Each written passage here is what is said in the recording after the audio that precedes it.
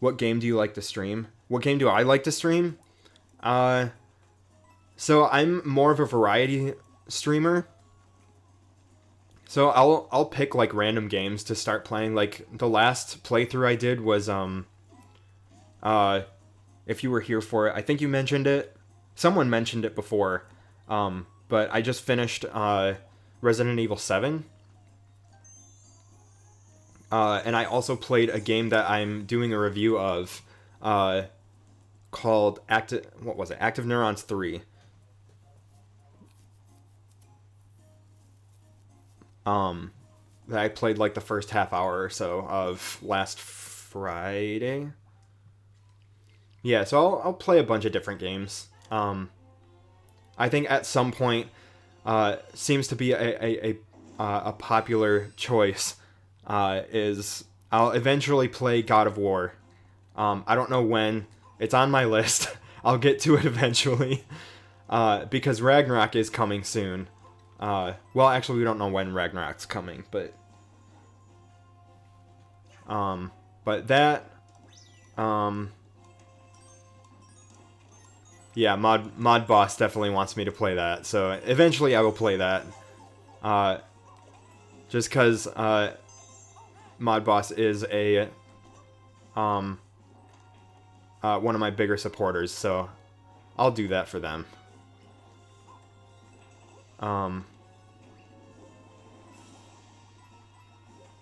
Wait, where's the...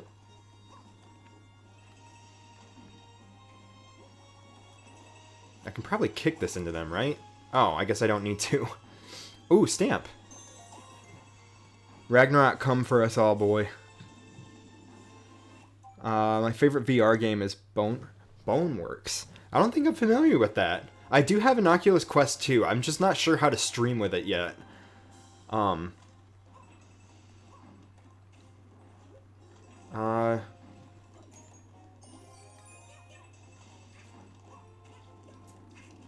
Alright, I'm gonna focus on the game for a minute. I'll catch up to chat in a second. But yeah, I'll eventually play God of War. All about psychics and parkour. Whoops. Psychics sounds cool. Or physics? Or psychics. Did it say psychics or physics? Psychics. Physics? Physics, okay. I do like me some physics stuff.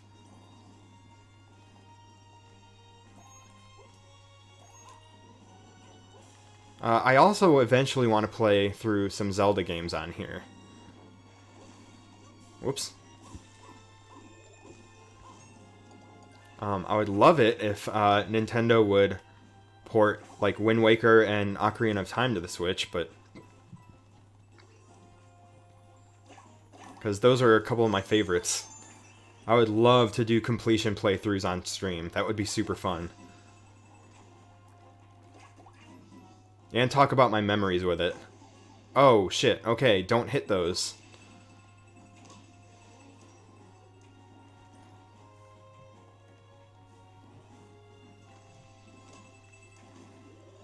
Hollow Knight. That's another one that I need to play. Which Zelda games? Breath of the Wild? No, Breath of the Wild I'll probably end up playing off stream. At some point. That's one that I still need to play. But I think that's one that I'll probably want to enjoy to kind of enjoy for myself.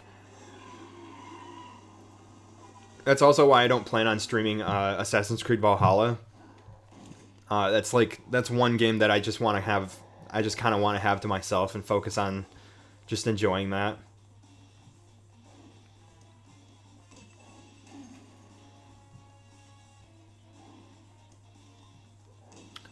Wait, Hollow Knight's getting a sequel?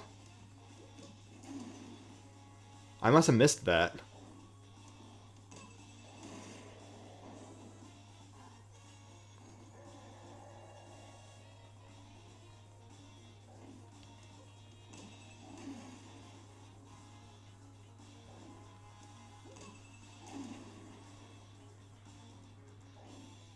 I am loving the aesthetic of his car.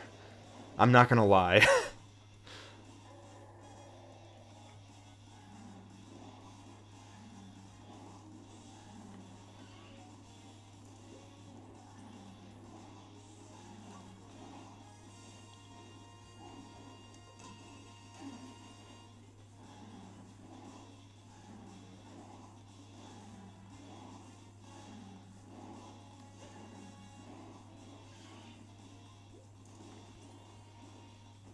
Alright, bud. Start throwing some soccer balls.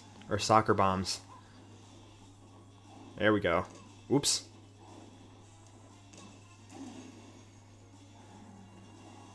Also, that's an interesting way to tell the player that you can kick the ball and kick that bomb. Make it look like a soccer ball, so they'll imagine, well, if it's a soccer ball, I can probably kick it, right? At least I hope people pick up on that. That is a clever way of communicating that, without ever having to say that you can kick it. Just hoping that the player just makes that assumption.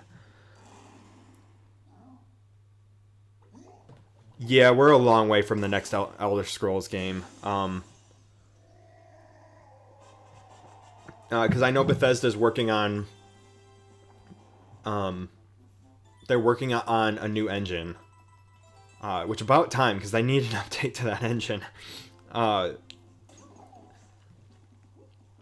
It'll be a long time before we see Elder Scrolls 6.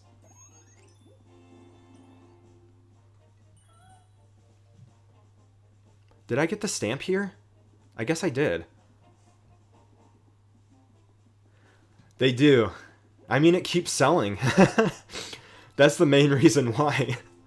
Todd Howard actually came out and said that one year. I think he might have said it at E3 2019, because I was at that E3. Actually, I might have been in that area when he said that. Because I think that interview was at GameSpot's booth, and I was just hanging out, trying to charge my phone, and Todd Howard came over and was like on the stage, and I was like, holy shit, I'm like 50 feet from Todd Howard. But he said like, well, we keep re-releasing Elder Scrolls 5 because people keep buying it. If you want us to stop making it, stop buying it. But people keep buying it, so they keep re-releasing it. I think my cousin switched over to the team working on Elder Scrolls, and I send him messages weekly threatening to poop on his doorstep if there aren't spears in the base game.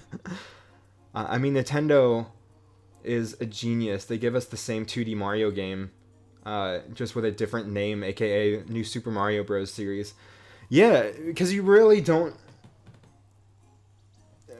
Mario is just, like, such a perfect design that it doesn't need a lot of updates. Just introduce new mechanics every once in a while.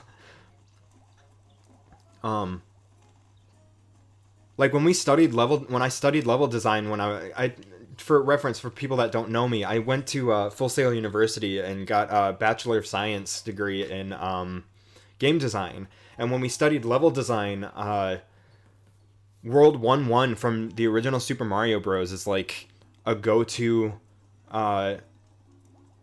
sort of study piece for level design, because it does such a good job of... I'll have to go back and like go play through the original Super Mario at some point. Maybe today during this stream we'll go through that, and I'll talk about what, like, kind of the level design philosophy of it. I could talk about that for hours. But Nintendo is just, since day one, has been like the go-to. I hate how genius Nintendo is with making us buy re-releases. Yeah, I mean, if it sells, it sells. There's no need to stop. If people keep buying it. Son of a bitch. What? Can I not jump on his head? But yeah, World 1-1 is a good sort of case study for level design.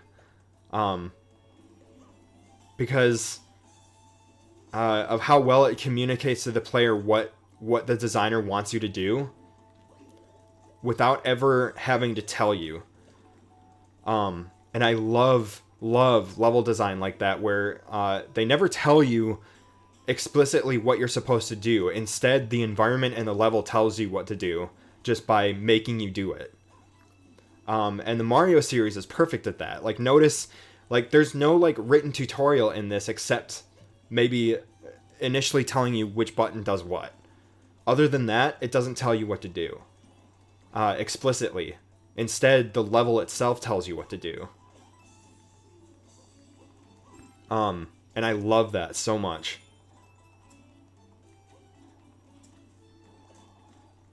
Like this, for example, it doesn't tell you what to do. You get on it, and your initial thought is, oh, I wonder if I'm supposed to ground pound on it. Nope, you just jump. That's wild. Never really thought about that before. Yeah, level design and level design philosophy is like, I can geek out about level design. Like when I move away from QA, eventually, level design is the direction I kind of want to go into, because I can talk about level design and level design philosophy for hours.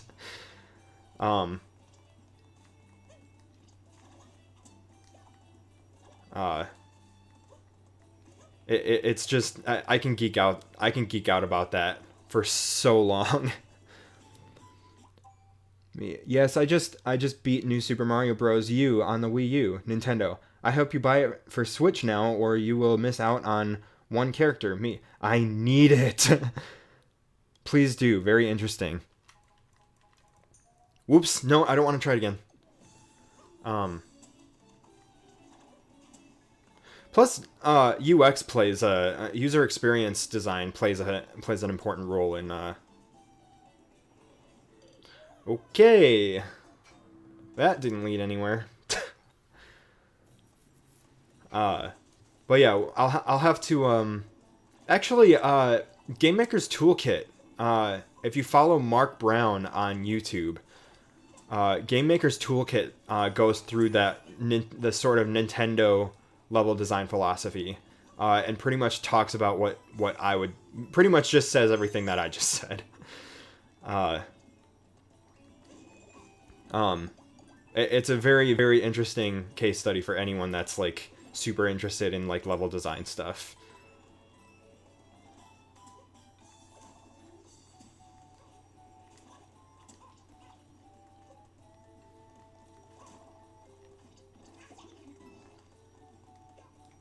But yeah, if I'm still in game development over the next 10 years, level design is probably the direction I'm going to head in if I don't just work up my way through the QA ladder.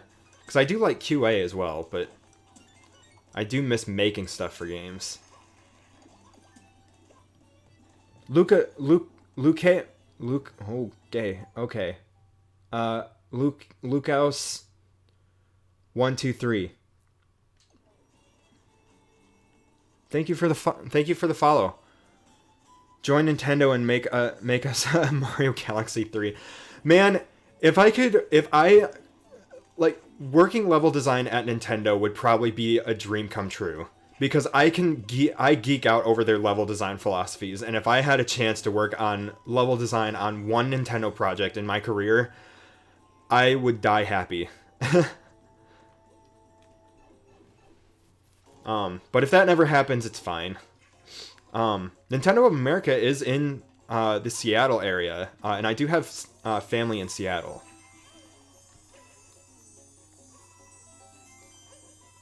So it's definitely plausible. I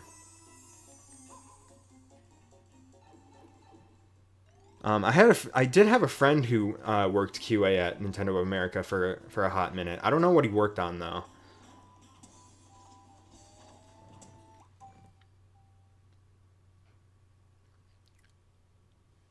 Join Bethesda and make the goddamn spears.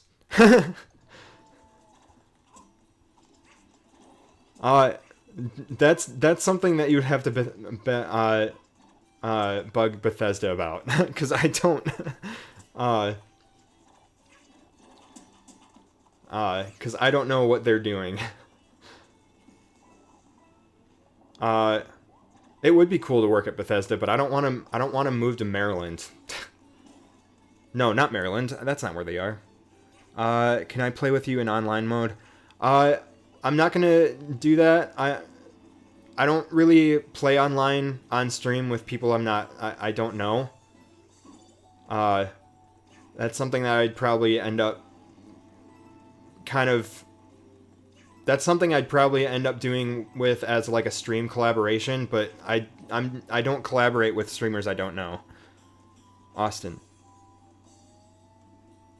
Bethesda's in Austin? Oh shit, you're right. Bethesda's in Austin. Don't they have a studio out near DC? I thought.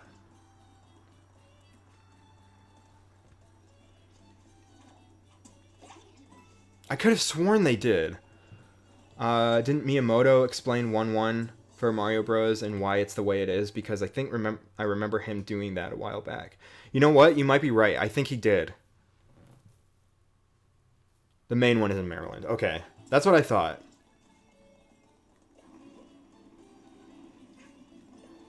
I think I can climb up here. Just kidding. Oh, shit. I gotta go. I'm getting caught up in the chat. Alright, I gotta focus on this for a second. Fuck. Don't hit me.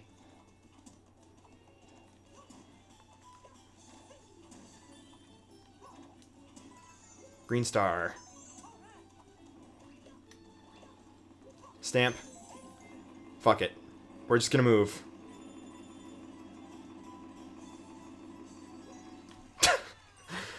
Out of time. Miyamoto might have explained 1-1.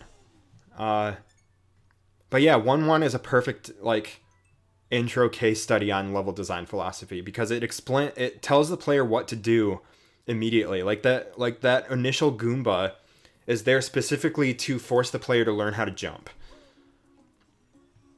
And it immediately tells the character that they want to go right because it starts off with the camera panned to the right a little bit and Mario facing right. So that's supposed to explain to the player to move right. And if you don't learn how to jump, you die immediately. That's why it's a common theory that the most dangerous or the most deadly video game enemy of all time is that first Goomba in World 1-1 because Super Mario Bros. Is like a lot of people's intro game. Like that's like the first game I remember playing. I love how random the worlds are in this. It's not like New Super Mario Bros. Where the desert world, every world is just a desert. Yeah. But yeah, as you can see, I can talk about level design for hours. I do want to go back and find that third star though really quick.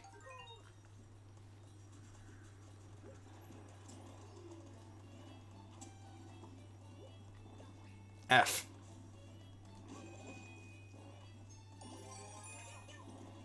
Maybe I'll make small game projects on stream. I haven't played around with Unity in a while, but I did play like I think it's on my itch.io account, or it's not on my website. It's on my original portfolio site. But I was working on something for a little bit, just as like a little pet project. I was essentially just remaking the if anyone's played the Flash game, The World's Hardest Game. Ah shit, I can't go up that way. I was basically just remaking that in Unity. And trying to put my own spin on a couple things. And I kind of abandoned it because then I got my job at Volition, and I started a podcast for a little bit. But then I got my job at Volition, and the podcast kind of died because my co-host and I couldn't sync up our schedules in kind of the right way to continue doing it.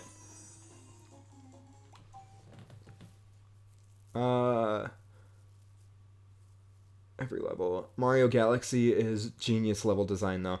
Oh my god. Okay, so let me finish reading that, actually. Like, spherical planets you can walk all the way around on. That's insane. That's the cool thing with Nintendo, is they design games based on sort of, if I remember correctly, correct me if I'm wrong, but I did watch a couple videos on Nintendo's level design or game design philosophy, and most of the time, especially when it comes to their Mario projects, they make a game based on a mechanic instead of starting from a theme. They design the theme around the mechanic. Like, for example, when they made specifically when they worked on Mario Sunshine, they had the mechanic for like the different like ways of shooting beams or whatever, or using the water pump, and then they decided to theme that mechanic around like an island getaway experience. So like all of the worlds and all of the levels were based on like a vacation island getaway. So like you had that amusement park world, you had the hotel world, you had the harbor, you had the main plaza as the main world, or the overworld. You had the beach, and then the final world being the volcano on the island. And it's genius because every world in that game follows that theme. And I get goosebumps talking about that. Like, I fucking love it. I never beat Mario Sunshine, and I do have Super Mario 3D All-Stars. So if anyone's interested in me playing through that game, I've played it, I've just never, like, fully beaten it myself. And I would love to. I do have a GameCube controller, so that would be perfect. But I'd love to play that on stream if people would be interested in me playing that. Otherwise, I'll just play it myself. Oh, there's nothing up there. And yeah, the whole idea of having gravity shift based on where the floor is. I don't know how they mechanically did that, or functionally did that, like as far as how the mechanic is built. But yeah, Mario Galaxy is easily regarded as like one of the best Mario games ever made. Hell, one of the best platformers ever made. Like one of my favorite Mario games easily is Mario Galaxy. I'd never beat Mario Galaxy 2, but I completed the original Mario Galaxy. That's another one I would love to revisit. Can I just hit him? Yeah. Alright, you have the other green star, right? Yeah? Cool. Mario 3D Land is underrated. Is that the one on 3DS? Because I did play that. I don't think I completed it, but I beat it.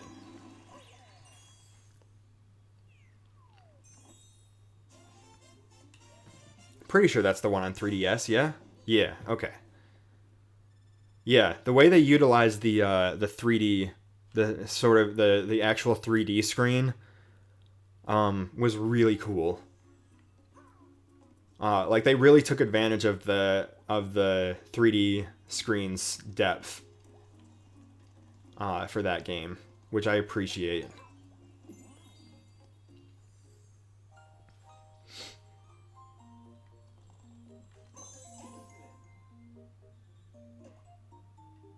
Oh, man. Level design is so fucking awesome.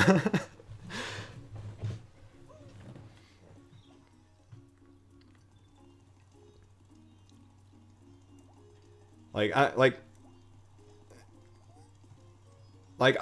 could talk about for a while how grateful I am to be working in the industry, because I like the game development process, the game design process, studying game design, I immediately fell in love with it when I started going to school. Even though that program mentally broke me halfway through. The music, the level design, the boss design, the story, and the character design is so good. Yeah, pretty much any Mario game turns into a classic. Like, I can't think of very many. Why are those outlines so weird? Hello? What is this? Oh my god, is that just a little Easter egg? Wait, is he telling me to crouch? That's the original 8-bit Mario, just as a shadow. What the fuck? Oh, Hollow Knight. My bad. Hollow Knight has everything just perfect. The music, the level design, the boss design, the story, and the character design is so good. Yeah, that was... I think that was made by one person, if I remember correctly. Maybe not.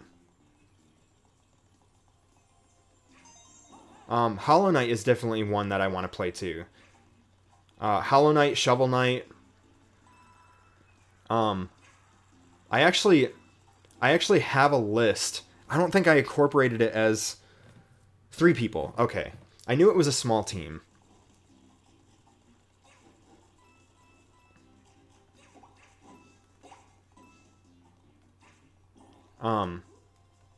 But yeah, I'll geek over like any game or level that's based on a very specific like idea, and then the game or the level just utilizes that idea to its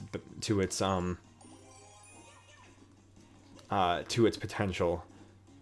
And Nintendo is great at that. Wait till you see the loading screen list design of God of War. It blows my mind how they managed to do it all. Yeah, actually, Mudbots, that's... Oh, fuck.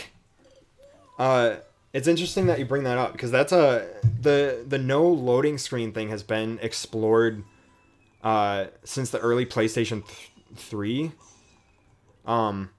It's a technique, invisible loading screen technique. Like, if you've ever played through, like, Tomb Raider or... we can't talk about Hollow Knight and indie games in general that blew up without mentioning Ori and the Blind Forest, Five Nights at Freddy's, Undertale, and Cuphead. Yeah, all of those are absolute indie darlings. I think the game that really started off the whole indie game craze was actually the one that's credited the most with kind of that launch was shit, what's it called? Braid. I think it was Braid by Jonathan Blow. But yeah, everything that you listed. Actually, I didn't write a review for Ori and the Blind Forest, but I did review Ori and the Will of the Wisps recently, which you can read here. Whoops.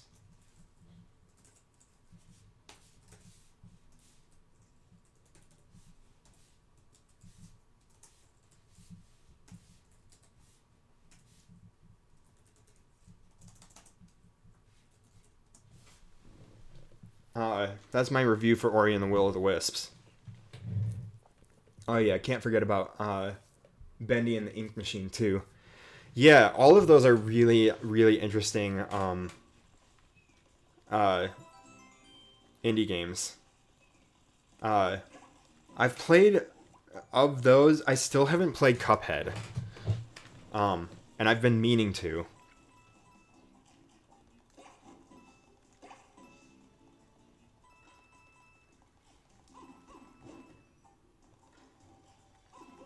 F. Indie games are always something special. Yeah, indie games really are something special all the time, most of the time, because shit, they don't have the pressure of high budgets to and needing to make profit, kind of holding them back from doing anything experimental. So they can just go buck wild with it.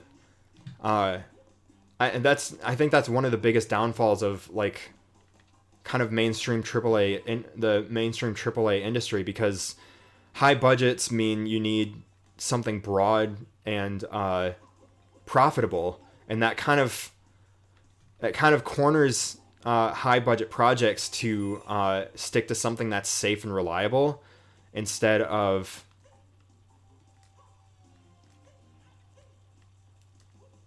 shit.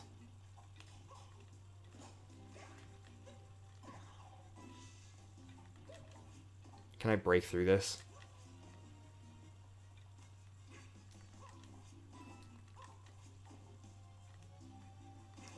Okay, there we go. Um, they are the underdogs. Yeah.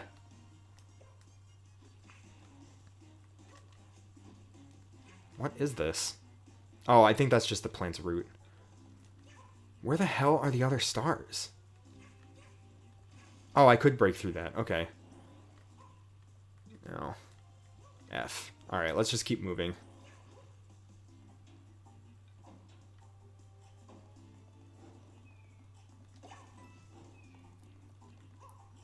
Five Nights at Freddy was something that exploded out of nowhere.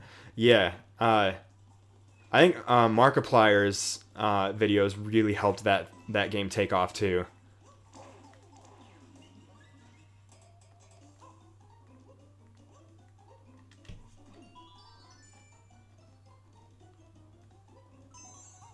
There's the second one.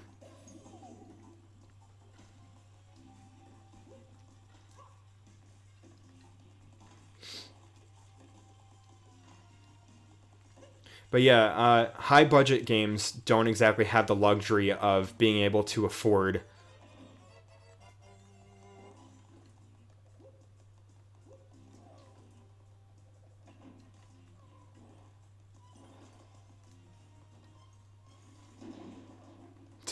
a high level experimentation. Because they need to make something that's going to make the profit back. So you have to go with kind of what's popular. But indie games have the luxury of experimentation because they can just go buck wild with it. Whoops! No, no, no.